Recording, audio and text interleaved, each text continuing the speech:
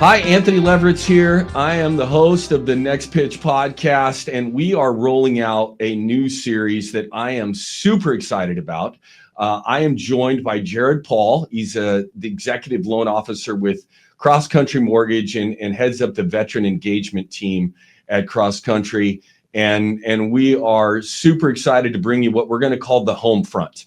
And we are going to go through the entire loan process for veterans, and obviously people who aren't veterans can learn from this as well, but our focus is going to be on veterans. Jared, thank you so much, and I'm thrilled to have you joining us for this. I'm really excited to have this opportunity to kind of get more information out in front of veterans, have a little fun with it. I have a purpose in life, right? Everybody has their why. My family's my why, but my secondary why is to give back to the group of people that changed my lives, right? You know, when I was a 17, 18-year-old kid and joined the Marines, the military group that I was a part of has had a massive impact on me, and I just want to continue to give back to them.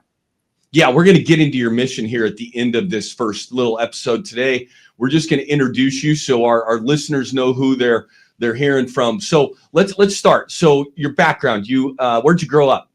So I grew up in Washington State. I didn't do much as a kid except play baseball. My dad was a baseball coach. I played baseball a lot. I was one of four boys, grew up in the standard family these days, the divorced family, and dealt with both sides of the parents. But baseball was my escape until I didn't do good enough in school to play baseball anymore. I decided it was funner to drive up to Canada and party and drink and everything else. Went back to play baseball for my third year of college, and they're like, yeah, you don't qualify. So I was living in a buddy's walk-in closet, actually. And we woke up one morning and he's like, we got to do something with our lives. And so we went down to the recruiter's office and we tried the Air Force first. And a guy walked by in dress blues. And my best friend at the time looked at me and said, I want to be that freaking guy. And the next thing you knew, I was in a recruiter's office and signing up for the Marines. So in the Marines for 4 years, correct? Yes, sir. Where all did you serve? What were you all here in the United States, or were you all over the world? So I was just in the United States, joined at the end of Desert Storm, 1992. It actually ended while I was in Marine combat training. The conflict itself ended. The closest I ever came to actually having to ship out is I was put on a tarmac when Saddam Hussein was massing troops at the Kuwaiti border. That got stood down, so I got stood down and never actually had to go anywhere. So I did all of my training and all of my time in the U.S., typically most of it on the West Coast, with the exception of a little bit of time in Meridian, Mississippi for my A school. So as we go through this, we'll probably get some military stories as we go through this conversation throughout all the episodes that we do. But what you get out of the military, and what drew you to becoming a loan officer? How did that process? Because I know a lot of them. Obviously, I did it for a while myself. Nobody ever wakes up at 17 years old and says, "God, I want to be a loan officer someday." Right? I've not met that person. No. There's very few of those people out there. You stumble into it somehow, some way. So how did you? What was your journey to become an LO? Well, in hindsight, I wish I'd have stayed for the full 20 and done my career in the Marines, because you don't realize you're going to miss it until you get out. But I got out. I was coaching baseball in the local community. I was bartending, trying a couple of different jobs. And I actually went back to school and got hired in the city of Seattle as a firefighter. And they were 12 months out until they were starting my class. So I had my ex-wife at the time was working in the mortgage business. She got me a part-time job. I started drawing loan docs in 1999. And the fire department thing kept getting pushed off, right? Hey, it's not going to happen. It's going to be another year. It's going to be another year. And then eventually they just canceled my class. And so I had gotten my foot in the door. I started as a dock drawer, started getting promoted, trying different things, was a customer service rep. And now I'm, with the exception of the mortgage meltdown years of 8, 9, this is my 24th year of doing this. And I've pretty much done everything. So I fell into it as a part-time gig to kill time, and then found out that it was a good way to serve and obviously a good way to support my family. And so I've been able to combine the two important things, my family and serving veterans. And it's, even the local community doesn't always have to be veterans. It can be local high school groups, sports teams, stuff like that. But I fell into it. Now I'm 24 years deep. 24 years. Now, How many of those years have you been a loan officer? What's the number of years that you actually been a licensed LO? So about the past 9. Okay. So and one of the things that I think makes you a really unique LO is that you've done every job, right? Or most every job. And The vast majority. Yeah, understanding the entire process all the way through how the soup gets made, right? Like you understand the entire thing through that. How do you feel like that's helped you be a better loan officer? Well, there's 2 pieces, right? Understanding what the 2 different sides of mortgage are. And I hate the word sales, by the way. I'm an advisor. I don't sell anybody anything. Everybody needs a mortgage. They've got to find somebody they can trust. That part was a piece. But the operations part and having that background allows me to understand what an underwriter is looking for and head that off at the pass. I understand how interest rates work because I ran a lock desk in the past at a federal credit union in California. So knowing what goes into pricing loans and how the market reacts and being able to advise my clients appropriately on that is a big piece of the pie, right? The other piece is in interactions with the operations staff, right? Somebody that's just a loan advisor doesn't understand what they go through, doesn't necessarily have the compassion and the connection with them. I can talk to an underwriter and say, hey, I've been in your shoes, or I've managed people in your shoes. I understand why this is a difficult decision for you to make. Let me explain to you why I think that it's important and why I think we can actually make this work for the veteran or the borrower. And having that background allows me to have conversations with them that a normal loan officer couldn't. So talk about your mission, right? I know you are, you talked about your why at the beginning when we started this, but let's drill down on that.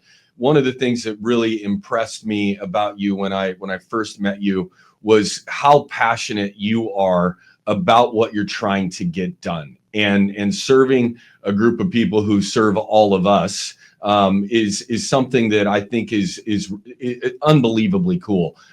Dive into that mission and what you're trying to get done with what you're doing there at CrossCountry on the veteran side. Absolutely. So at the end of the day, what I'm really trying to do is find a purpose, right?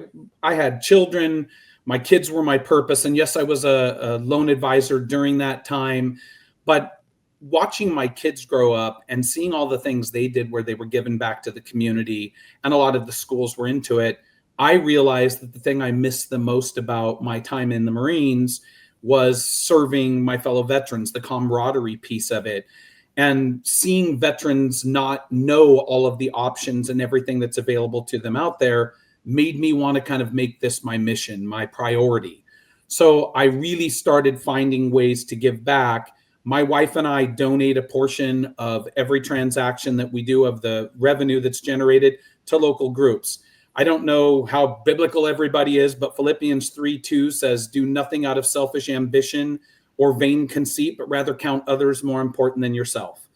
And I feel like I have to be that example for my kids. They were the example for me initially with all of the things they were doing in school. Now it falls on me to be the example for them for the rest of my life. And if I'm not going to be able to raise children, I mean, not that it ever stops, but they have their own lives now, right? You're always raising our kids. It doesn't stop. It doesn't stop. And I'm waiting for grandkids, and I hope they get their lives going before we get to that point, right? It's not necessary right now. I want to make sure that I'm giving back to communities that are important to me. And the most important community in my life is giving back to veterans. I see veterans get ripped off, taken advantage of, loan officers that are doing shady things. Listen, yes, this is a way that everybody has to make a living. Nobody works for free, but you can take care of the veteran and their family while also taking care of your own and not take advantage of them in that process. And so I've chosen that as my mission. I'm going to dig into it. My wife's passionate about it. She's met a bunch of the Marines and veterans that I have known through my life. And now obviously that we've met through the 9 years of doing this together as a team, it's amazing and we love it. So we're gonna dive into your philanthropy and each of the organizations that you have become involved with over the course of your career as we go through this. So we're going to highlight a different organization every time. But one of the ones I know that is near and dear to your heart is the group that makes the shirt that you're wearing today. Let's start for today on this episode. We're going to end today. Talk a little bit about the group that makes that shirt and why they're so important to you and why you're highlighting them. So it's the Till Valhalla project. It was started by a fellow Marine, Corey's his name. And it started off as something that he was doing just to find purpose in his life. Much as I'm finding purpose by helping veterans with home financing, he was trying to find purpose in helping veterans. And he realized that through that process and in talking to all of the veterans and starting up Till Valhalla project, that there was a lot of obviously suicides with veterans. And he wanted to find a way to make a difference, right? So he started out doing plaques for people that had lost a family member that was a veteran. And he's expanded on that vision immensely, right? He's donated so much money to suicide prevention for veterans. He's donated hours and money to help veterans get therapy for avoiding or preventing suicides. And he's also continued to do the plaques. And then these shirts just have amazing missions. And what I love about the shirts is the conversations they generate, right? So my shirt today says, "Your story matters." I'll wear it on a plane and somebody will say, "Hey, what does that shirt mean?" And I'm like, "Hey, listen, we're talking about, what veterans come home to and the challenges that they face and trying to build a network and help those people. And we want every veteran. If I'm walking down a plane and a veteran's struggling that day with doubts, life doubt, self-doubt, and they see my shirt and they want to talk to me about their story, that's a freaking awesome thing." And the shirts generate conversation. It generates awareness. Until Valhalla Project is doing something that is a big, huge, massive need in the veteran community. And anything that I can do to support them, I'm going to do that. Because if we're not helping veterans in their personal lives, it doesn't matter what we do in every other aspect. We have to help them, get an understanding of what they've gone through and how to live day to day and change their lives today. And that's what Till Valhalla Project's committed to. I want to be a part of that. So I'm going to wear a Till Valhalla shirt every episode. So if people want to get involved with them and be a part of helping with that mission, how do people find them? I assume through their website is probably the best way to their get website, Till Valhalla Project. Just Google it. It pops up. If you buy the shirt, a portion of the proceeds from every shirt that you buy goes back to them, donating to the hours, to the suicide prevention, to the plaques. They don't ever want to charge veteran families for anything. So they raise their money by providing the shirts. And you wearing the shirt, anybody that buys it and goes out, you're going to generate a conversation about the 22 veterans that we lose every day to suicide in this country. And we're going to make people more aware and we're going to save some lives. And that's what it's about. Awesome, man. Well, I am really looking forward to taking this journey with you. I just wanted people to get to know the person that is going to be breaking this whole VA loan process down for us as we go through this. Thanks, Jared, so much. And we'll talk to you soon, man. Sounds great. I appreciate the time. Looking forward to changing more veterans' lives and continuing to serve.